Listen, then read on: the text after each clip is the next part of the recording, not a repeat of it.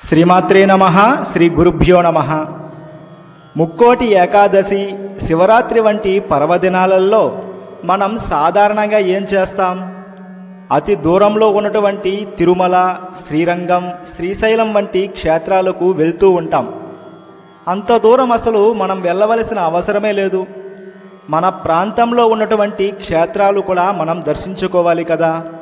అందులో పుత్తూరు సమీపంలో ఉన్నటువంటి సురేంద్రనగరం అనే గ్రామంలో వెలసి ఉన్నటువంటి శ్రీ వరద వెంకటేశ్వర స్వామివారి క్షేత్రం అద్భుతమైన క్షేత్రం ఉంది. అటువంటి క్షేత్రాన్ని మనం దర్శించుకోవాలి. అసలు అద్భుతమైనటువంటి ప్రకృతి అందాలతో, అనేక రకాల ఔషధి వృక్షాలతో, పువ్వులతో, దేవతా వృక్షాలతో, పరివార దేవతలతో స్వామివారు ఈ సురేంద్రపుర క్షేత్రంలో మనకు దర్శనమిస్తాడు.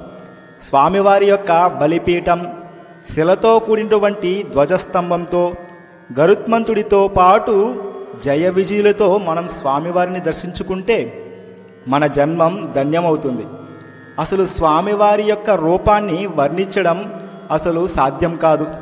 ఆజానుబాహుం అని అంత ఎత్తులో స్వామివారు మందస్మిత ముఖాంబోజం సుందర లావణ్య రూపం కమల కారుణ్య నేత్రం కమనీయ కటివరద స్వరూపం సురేంద్రపుర నివాసం శ్రీ వరద వెంకటేశ్వరమాశ్రయేహం అన్నట్లు చిరునవ్వు నవ్వుతున్న ముఖారవిందంతో, తామర రేకుల వంటి కరుణతో నిండిన కన్నులతో, కమనీయమైనటువంటి కటివరద ముద్రలతో దర్శనమిస్తాడు స్వామివారు ఈ యొక్క సురేంద్ర క్షేత్రంలో.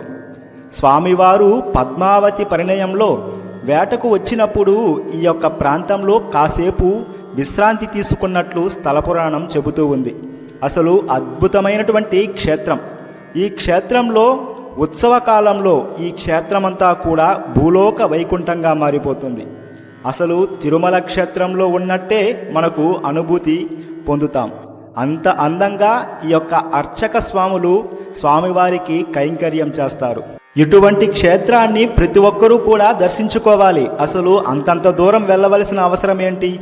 మన ప్రాంతంలో ఉన్నటువంటి క్షేత్రాన్ని దర్శించి మనం అటువంటి అనుభూతిని పొందవచ్చు. అసలు మీరు ఎప్పుడైనా సరే నారాయణవనం అనే క్షేత్రానికి లేదా కార్వేట నగరంలో ఉన్న వేణుగోపాల స్వామి వారి క్షేత్రానికి వచ్చినప్పుడు అక్కడ నుండి కోతవేటంత దూరమే ఈ సురేంద్ర నగరం అనే గ్రామం. ఈ గ్రామంలో వెలసినటువంటి శ్రీ వరద వెంకటేశ్వర స్వామివారిని కూడా దర్శించి వారి యొక్క కృపా కటాక్షాలకు పాత్రులు కావాలని కోరుకుంటూ, ఈ వీడియో మీకు నచ్చితే మీ బంధుమిత్రులకు ఈ సమాచారాన్ని తెలియజేయండి. శుభం. శ్రియకాంతాయ కళ్యాణ నిధయే నిధయేర్ధినాం శ్రీ వెంకట నివాసాయ శ్రీనివాసాయ మంగళం. శ్రీమాత్రే నమః. శ్రీ గురుభ్యో నమః.